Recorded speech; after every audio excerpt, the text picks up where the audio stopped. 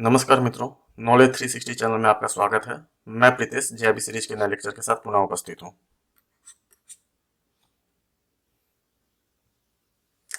जो लोग मेरे चैनल से निरंतर जुड़ रहे हैं वो मेरा यहाँ इंट्रोडक्शन पढ़ सकते हैं।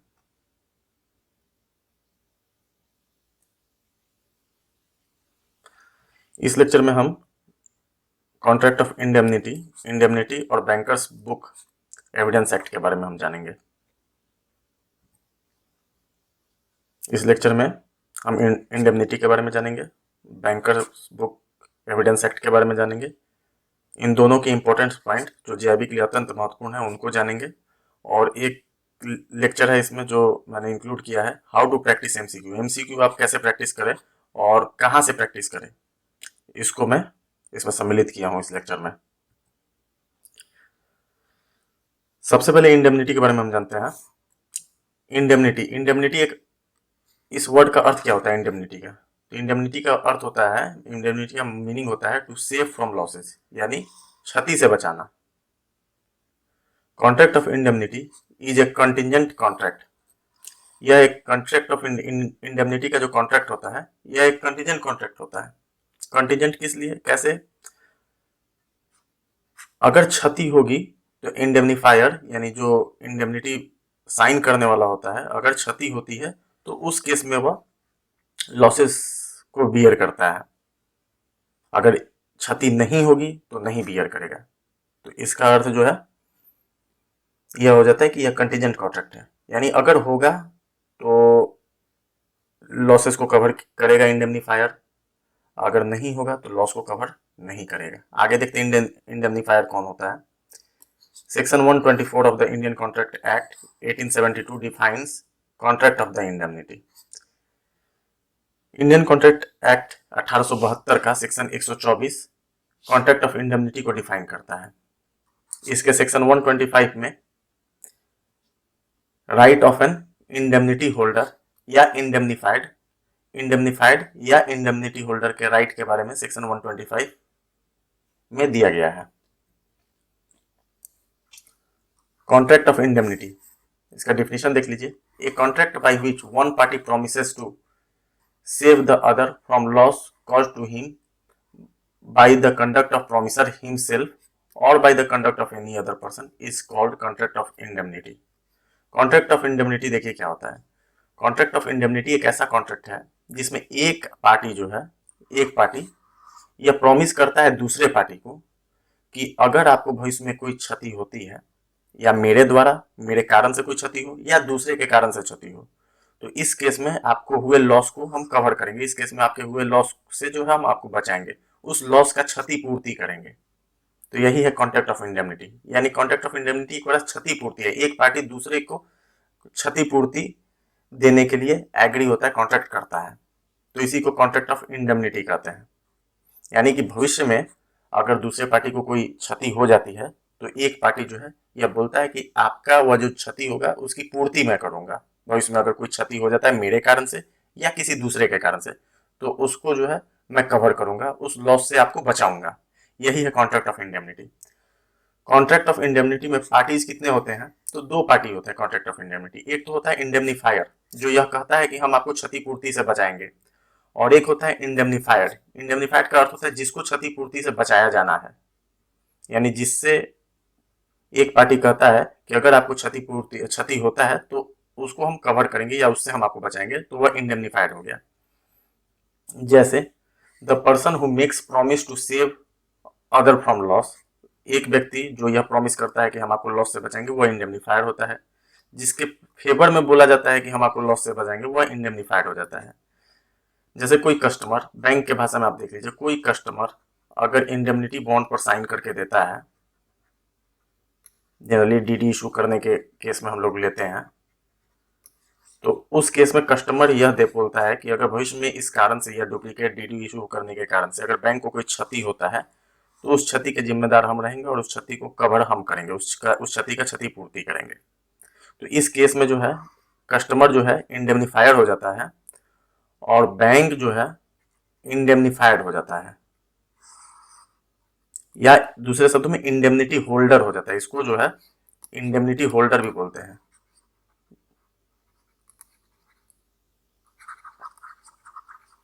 होल्डर भी बोलते हैं।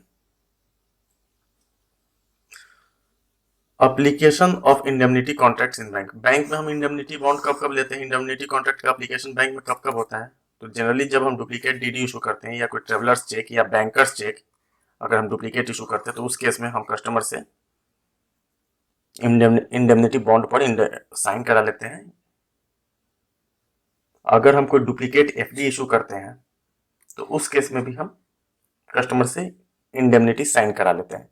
अब यह बैंक टू बैंक डिफर करता है, बैंक टू बैंक जो है नियम पर, लेकिन जनरली हम लोग यह करते हैं, सारे बैंकों में होता है कि हम जब एफडी इशू करते हैं तो हम इंडेमनिटी इसमें साइन करा लेते हैं। यानी कि कल हो के भविष्य में हम डुप्लीकेट एफडी छापने से अगर बैंक को कोई लॉस होता है तो हम वह क्षतिपूर्ति किससे ले लेंगे? तो जो इंडेमनीफायर है उससे हम ले लेंगे, यानी जो कस्टमर है उससे ले लेंगे। इसका हम एक कॉन्ट्रैक्ट साइन करा लेते हैं। राइट ऑफ इंडेमनीफाइड, यानी इंडेमनीफाइड या इंडेमनिटी होल्डर अपने बैंक के केस में जनरली बैंक होता है, तो क्या क्या राइट होता है इंडेमनीफाइड या इंडेमनिटी होल्डर का? एक तो रिकवरी ऑफ लॉस, जितने भी लॉस होते हैं अगर भविष्य में कोई लॉस हो जाता है तो वह सारे लॉस को रिकवर कर सकता है इंडेमनीफाइड। दूसरा है recovery of all cost related to loss, जितने भी खर्च हैं लॉस से रिलेटेड उसको रिकवर कर सकता है बैंक। तीसरा है recovery of all loss under some compromise agreement, अगर बैंक किसी कारणवश अगर कॉम्प्रोमाइज एग्रीमेंट करता है और उसमें बैंक को कोई लॉस होता है तो उस केस में भी बैंक जो है वह लॉस रिकवर कर सकता है। किससे? तो इंडेमनीफायर से यह लॉस रिकवर कर सकता है। तीनों ही केस में बैंक जो है इंडेमनीफायर से लॉस जो है रिकवर कर सकता है। यह जो है इंडेमनीफाइड या इंडेमनिटी होल्डर का यह राइट होता है।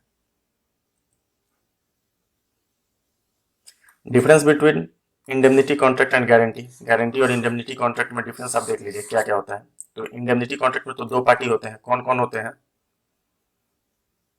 दो पार्टी होता है, दो पार्टी के बीच में ये होता है, बैंक और कस्टमर के बीच में होता है जनरली बैंक के भाषा में, या किसी दो के भी हो सकता है, हम बैंक को लेके चलते हैं तो बैंक और कस्टमर के बीच होता है। गारंटी में जो होता है तीन पार्टी होते हैं। कौन कौन पार्टी गारंटी में होता है? एक तो बैंक हो जाता है, दूसरा बोरोवर हो जाता है अगर लोन के केस में हम गारंटी लेते हैं तो, तीसरा एक गारंटर होता है जो गारंटी देता है। ठीक है, ये तीन पार्टी हो जाते हैं गारंटी के केस में। इंडेमनिटी कॉन्ट्रैक्ट के केस में दो ही पार्टी होते हैं।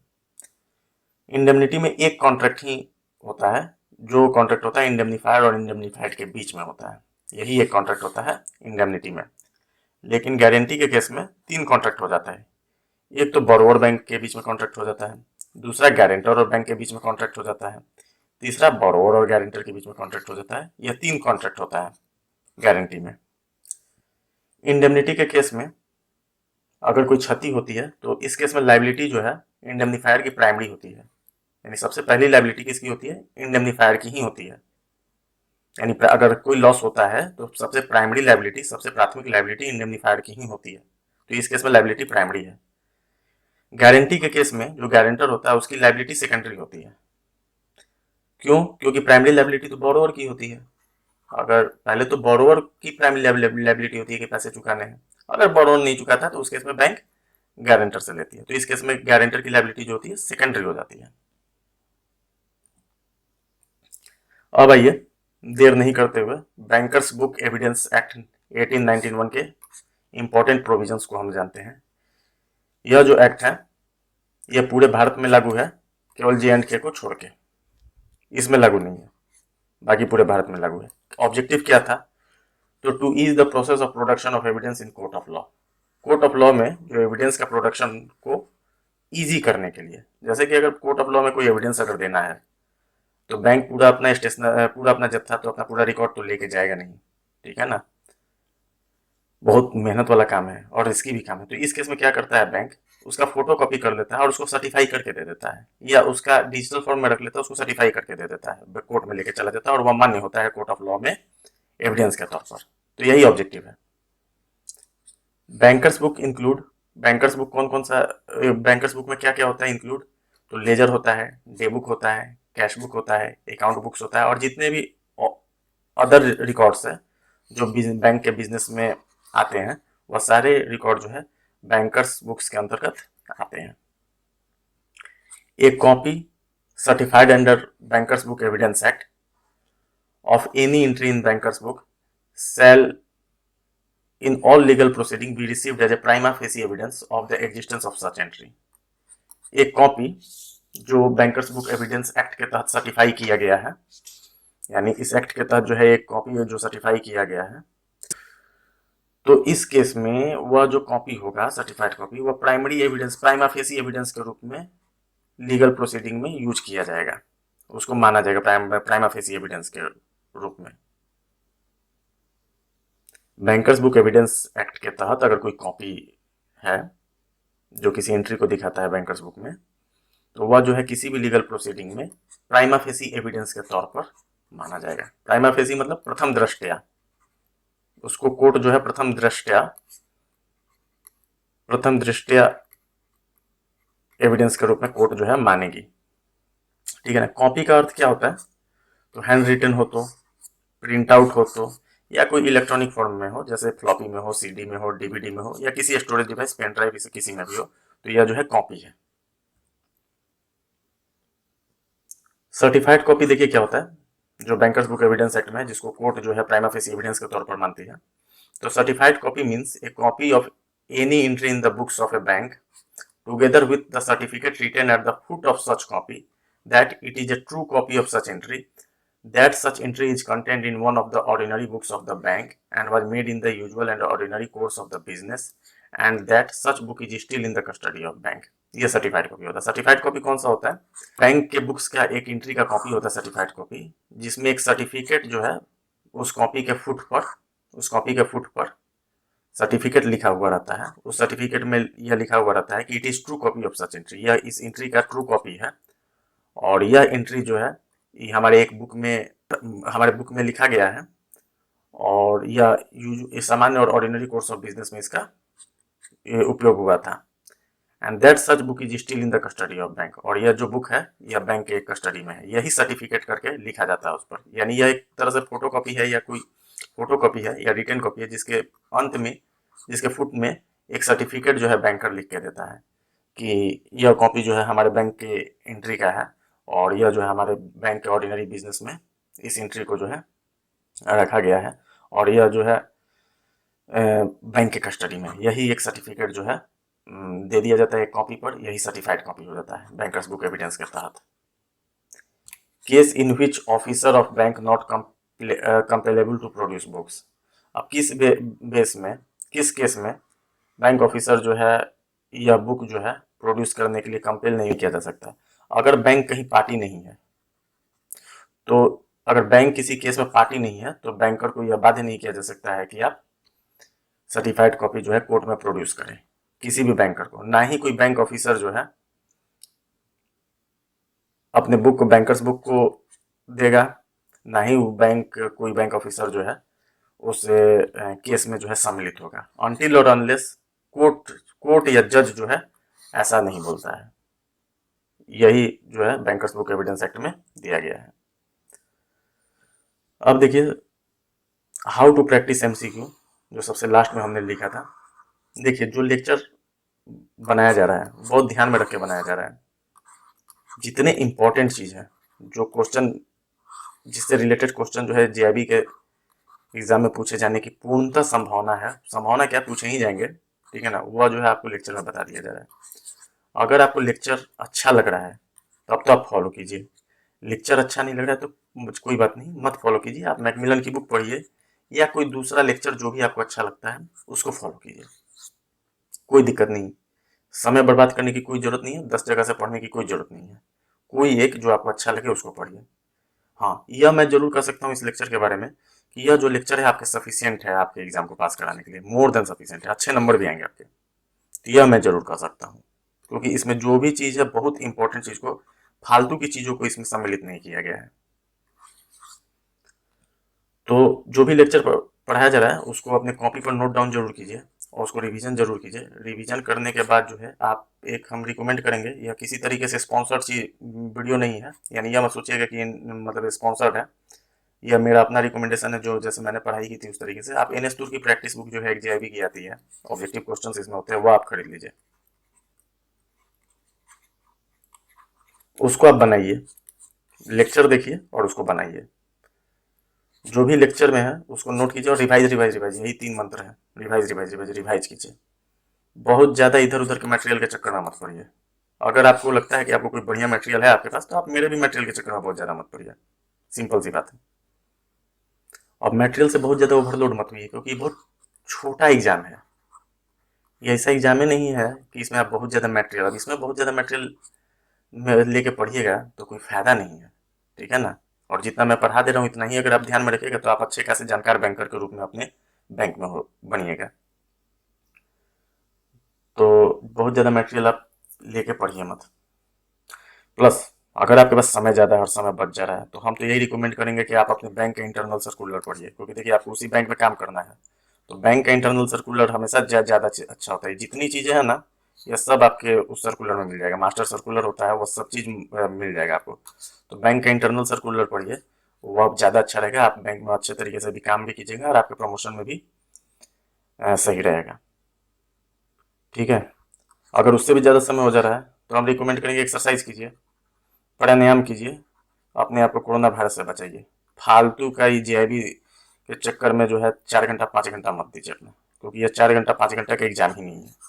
इतनी तैयारी करने का है ही नहीं। जो मैं जितना पढ़ा रहा हूँ उतना पढ़ लीजिए, एग्जाम निश्चित रूप से निकलेगा। प्रैक्टिस करने के लिए एन स्टूर का बुक ले लीजिए। हाँ, जाहिर सी बात है इसमें कुछ कुछ आंसर गलत है, उसके बाद चिंता करने की बात नहीं है, वो सुधर जाएगा।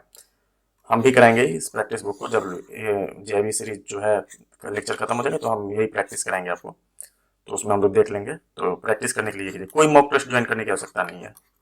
मॉक टेस्ट आपको ज्वाइन करना ही नहीं है, कोई जरूरत नहीं मॉक टेस्ट ज्वाइन करने। मॉक टेस्ट वहाँ पे हम ज्वाइन करते हैं कि जहाँ पे स्पीड स्पीड की बात होती है, वहाँ पे स्पीड बढ़ाने के लिए मॉक टेस्ट ज्वाइन करते हैं। लेकिन इस केस में स्पीड की जरूरत ही नहीं है। आपको आएगा तो आप 1 घंटे में सब बना लीजिएगा, कोई दिक्कत नहीं है। तो मॉक टेस्ट ज्वाइन करने के आपको सिर्फ एन से प्रैक्टिस करना है, मेरे लेक्चर को फॉलो करना है, या जो भी लेक्चर आप फॉलो कर रहे हैं उसको फॉलो करना है। चलिए सर, अगला लेक्चर जो है बैंक गारंटी पर होगा। Thank you. अगर लेक्चर अच्छा लगे तो लाइक जरूर कर लीजिएगा, सब्सक्राइब कर लीजिएगा और बेल आइकन को दबा दीजिएगा कि हमारा जो लेक्चर है उसका नोटिफिकेशन आपको मिले और आप रेगुलर बेसिस पर लेक्चर को वॉच कर सके। Thank you.